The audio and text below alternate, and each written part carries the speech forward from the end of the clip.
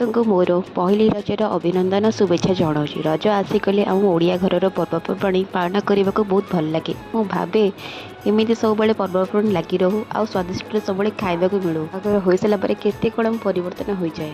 ଗୋଟେ ଝିଅ ଥିଲି, ଝିଅରୁ ସ୍ତ୍ରୀ ହେଲି, ମା ହେଲି।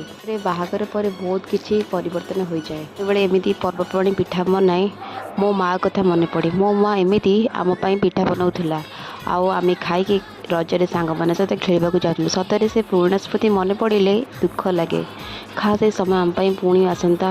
ଆଉ ମୁଁ ପ୍ରଥମ ରଜରେ ବନେଇଲି ଚନ୍ଦ୍ରକାନ୍ତି ପିଠା, ଚକୁଳି ପିଠା ଆଉ ମଟର ତରକାରୀ। ଆପଣମାନେ ପହିଲି ରଜରେ କ'ଣ ପିଠା ବନେଇଥିଲେ ଆଉ କ'ଣ ଖାଇଥିଲେ କମେଣ୍ଟ ମାଧ୍ୟମରେ ଜଣାନ୍ତୁ। ରୋଷେଇ ସାରି ସଜ ହେବା ପାଇଁ ଆସିଯାଇଥିଲି। ରଜରେ ସଜ ହେବା ତ କେବେ ସଜ ହେବା, ସବୁବେଳେ ଏମିତି କ'ଣ ପର୍ବପର୍ବାଣି ଆସେ, ବର୍ଷକୁ ଥରେ ଆସେ। ଆମେ ପାଳନ କରିଲେ ଏ ମଡ଼ର୍ଣ୍ଣ ଯୁଗର ପୂର୍ବ ପିଢ଼ି ଶିଖିବେ କେମିତି ଆମେ ଆମ ପିଲାଙ୍କ ପାଇଁ ସଂସ୍କୃତି ରଖିବା।